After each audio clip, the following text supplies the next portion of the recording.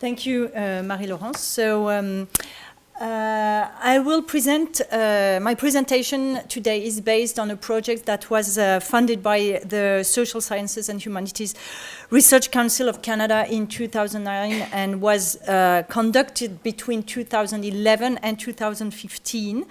And the main objective of that project was to identify the effects of a predominantly male emigration from a Senegalese community to Southern Europe on family and social dynamics at the place of origin.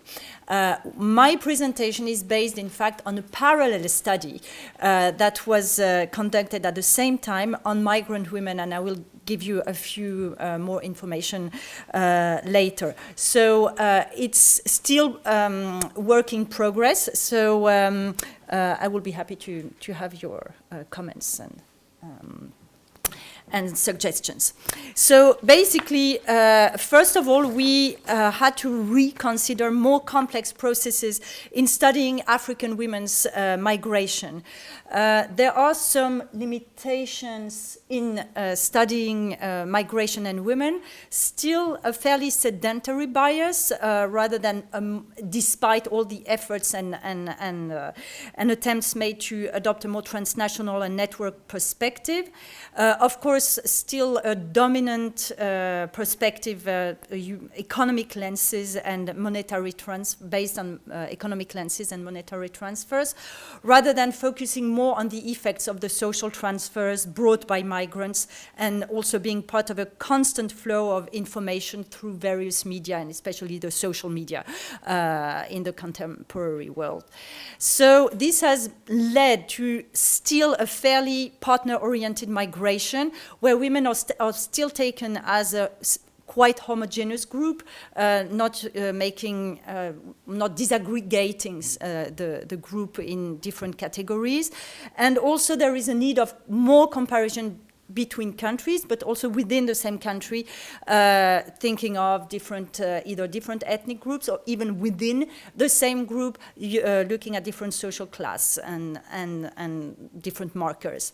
For this, the Thomas and Vos study in 2013 was really interesting, and they highlight, I'm quoting, for a long time, research has mainly portrayed women as associational migrants, passively following fathers and or husbands, and it was only in the 1980s that women started being conceptualized as social and economic actors of migration in their own right, undertaking autonomous migration that aims to satisfy the economic needs of the individual.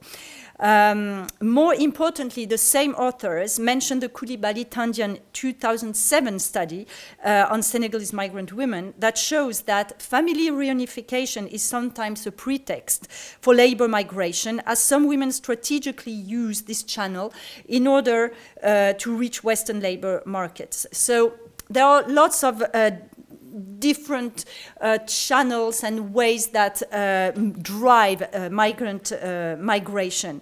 But at the same time, as the same authors and also Komoe in her 2005 study in Ivory Coast show, there is also still the control of the kinship members on migrating women. So this study attempts to disentangle all these different realities and pressures and in which women are embedded.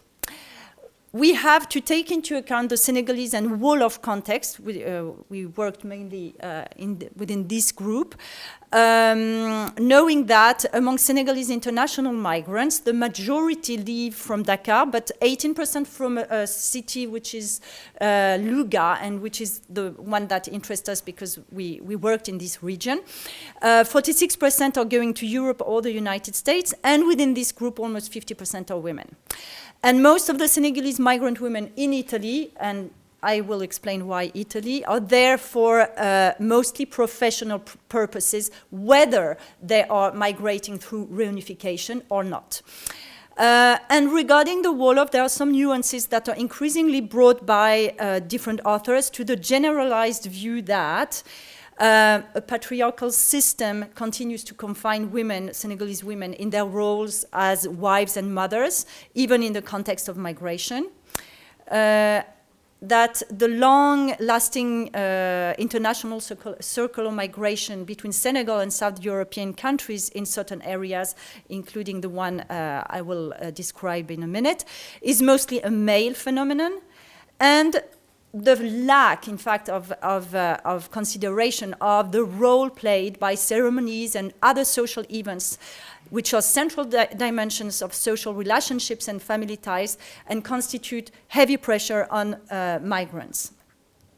So the objectives of the study are essentially to examine women's motivations to migrate, taking into account all these different dimensions. Also, and this is more, I would say, different than a little bit different than what we've found so far, to examine the differences in women's family and professional trajectories depending on at which stage in their life course migration occurs. In other words, how can Senegalese migrant women build their own migration project while combining it with a family life, and further try to provide some ideas and orientations to which extent migrant women reflect both ongoing social changes and participate to them. There are, of course, some limitations in the study. First of all, it's a qualitative study in a field where we definitely need more numbers, more quantitative data. I will go back to the biases in the sampling, and definitely it calls for more comparisons. So, looking at the context of the study and the sample. We have worked for now, well, since 2007, actually, where a preliminary qualitative study was conducted in Kébémer, which is a small town on the Dakar-Saint-Louis road, and which has gone through 3 main emigration periods, which actually are reflected in the architecture, but I won't go in these details today.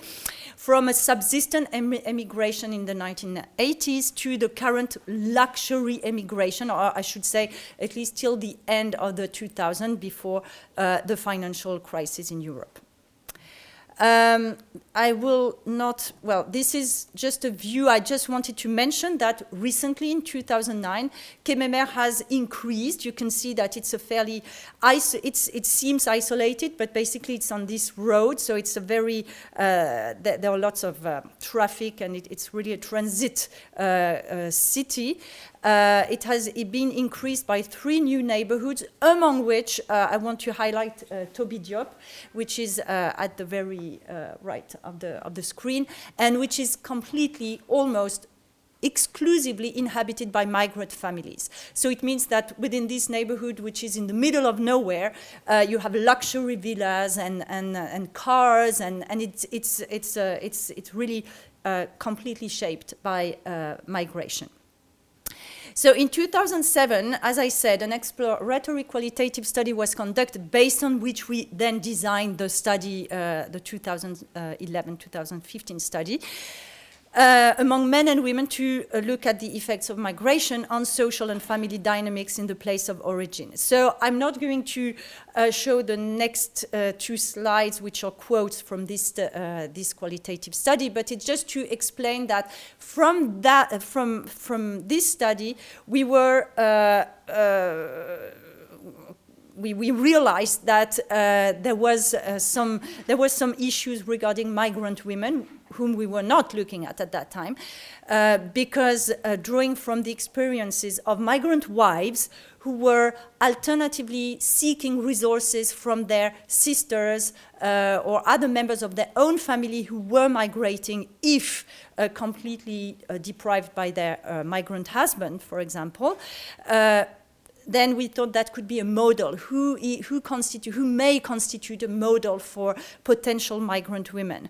And then among the few migrant women we met at that time, we realized that there would be several directions, among which one who would be mainly follow the path of their migrant men peers, looking for more wealth, being able to build luxury houses and so on. And for other, it would be through family reunification, but potentially seeking for some kind of more personal, professional accomplishments. So I'm not going to because of lack, it would take too much time.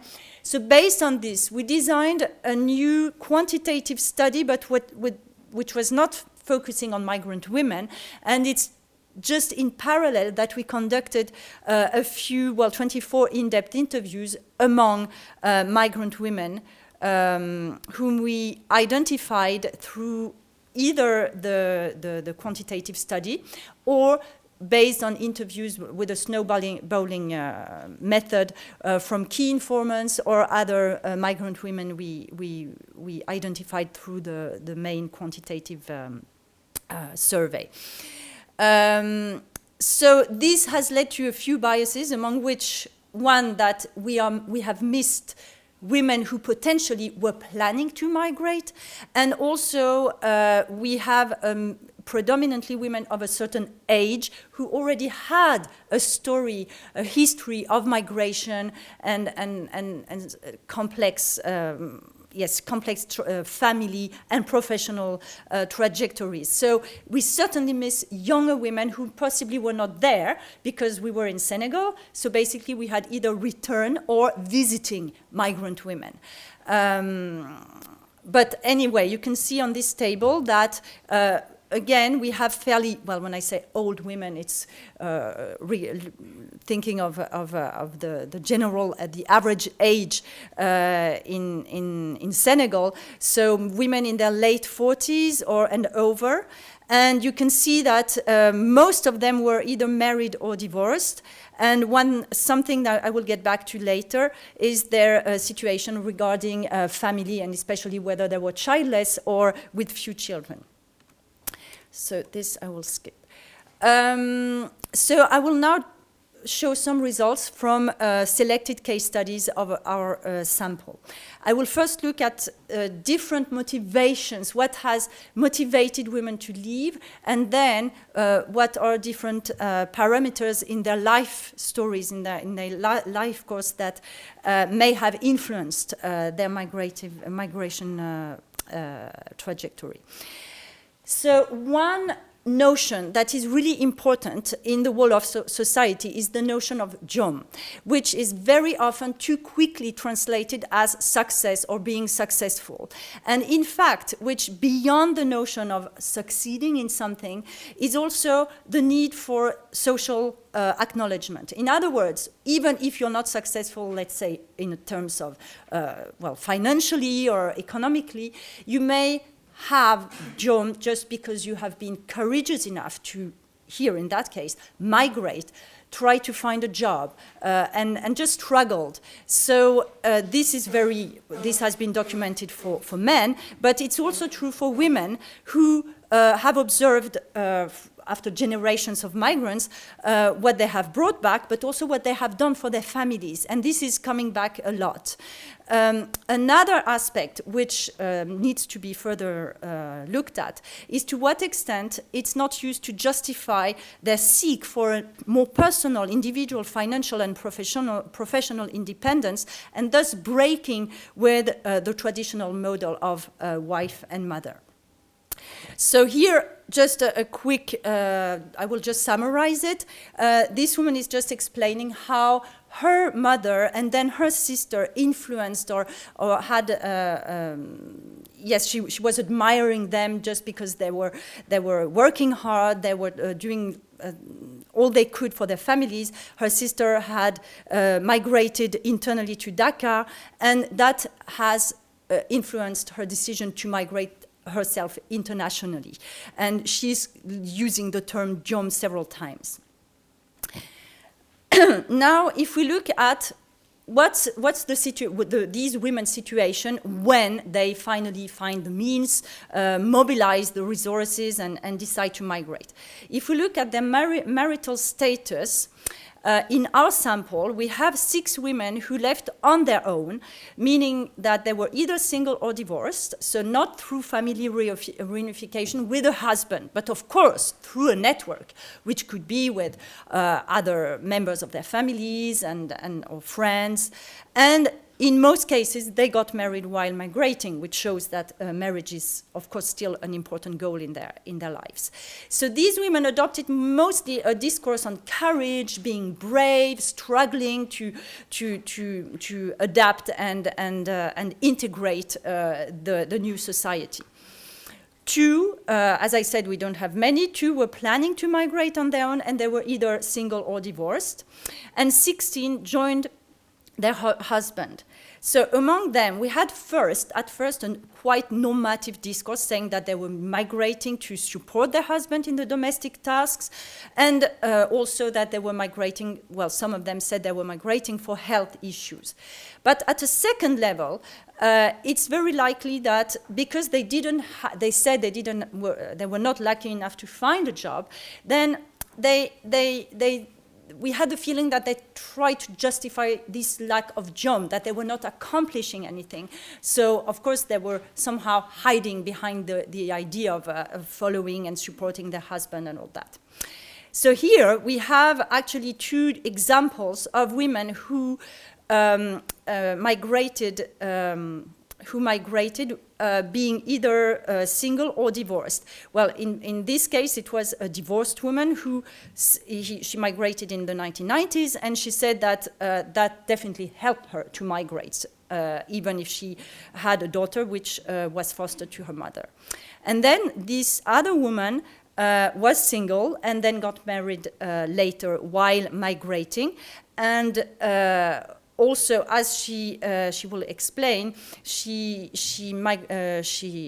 married a polygamous man who was staying in Senegal, and that was certainly an advantage for her, because then she felt she was more free to go back and forth, because her husband had already his wife in Senegal.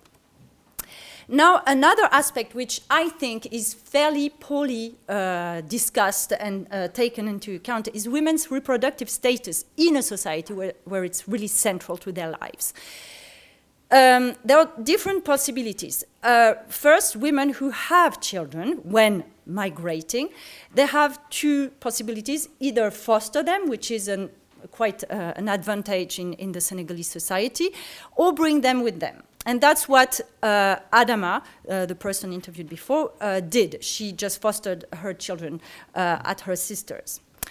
But then we find other situations, more complex situations, and possibly an indigenous dimension, where one question is whether women who don't have children, or very few, is it because they're migrating, or do they migrate or continue to migrate because of that, since they still need to secure their old age well-being if they don't plan to leave Senegal. And then for those with 2 or more children, if fostered, very often they wish to come back and take care of them when they grow up. Or if they are with their children in Italy, or in any other southern country, they wish to go back to Senegal and bring them up there for all kinds of moral or financial reasons. The last dimension I want to highlight is what I call the family structure, but which is maybe not the best word, meaning, in fact, using Bugenhagen article in 2001, where the author highlights the fact that the Senegalese household is also a node in women's circuits of exchange, and that these exchanges include family ceremonies and so on, and as such are the arena in which women implicitly reconfigure relations of gender and generation within their communities. So women as migrants, whether they are working and are fairly independent financially or not, are still embedded in these obligations. So to what extent does this situation play a role in their either decision to migrate or to continue migrating? And this will be the last dimension I want to discuss here. Once they have migrated, do they want to continue or stop migrating? I just recall that we are in a situation of circular migration, where people go back and forth once they are legally settled. Most of the women in our sample were mentioning that life in Italy or Spain was difficult because they didn't socialize. If they were working and with their husband, they had a double burden of work. They felt lonely, and the costs of living were heavy on their shoulders.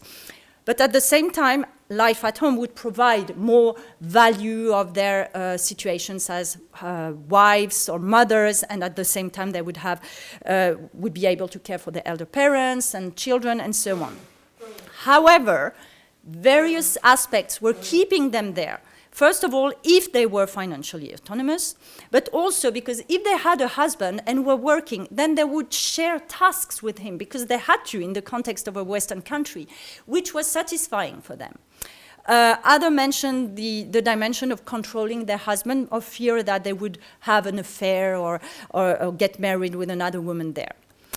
And at the same time, in Senegal, they were discussing and trying to avoid the pressure of the ceremonies, social events, because of the migrant status. They would be quite heavily solicited, and also implicitly for more independent women, back to gender inequalities or other pressures that where they didn't want to get back to. So, well, women were definitely dealing with ambivalence. I will just show here three levels of discourses, which I found quite interesting to wrap up what I was saying. This woman who says that, well, if you migrate with your husband, obey him, support him, etc. In a second level, I never looked for a job and I was not lucky in finding one. So, third level, I came back to do something and start some trade with Mauritania. So we have here, we really need to go deeper in the discourses to understand that even through family reunification, women may have their own independent project. To conclude, to what extent do these experiences contribute to build an imaginary of migration for the next generations of women? I will go through these two aspects first. I think that there are two important orientations for future research. First of all, what does succeed mean? What is success for women nowadays in the low middle class groups in Senegal, and in particular in the Wolof society? I think this is really something that should be studied more precisely, because it comes back in the discourses and it's very central to their motivations. Then, in a society where, and we have lots of, it's a cliche to say, well, Senegalese women are valued as mothers and wives. So far, I haven't found many research looking at their reproductive status, either before migrating or during their migration history, and to what extent this may play a role in their decision to continue, return, or not to their country. And finally, the last, I think, important idea that I want to share with you, a question I have. I was just looking at other processes, to what extent these people, men or women, and here, okay, we are talking about women, who belong to low middle class groups, so they have enough means to migrate, for example, and to what extent they are also the drivers or vectors or just of, carry social change more than elite groups that very often follow similar paths, but at other levels in terms of education, professional experiences, and then may come back, but then start to either reproduce more, I don't want to say, but well, traditional values and norms and social differentiations and so on. So I think that's also something we should take into account to look for further social change in this country and other neighboring countries. Thank you.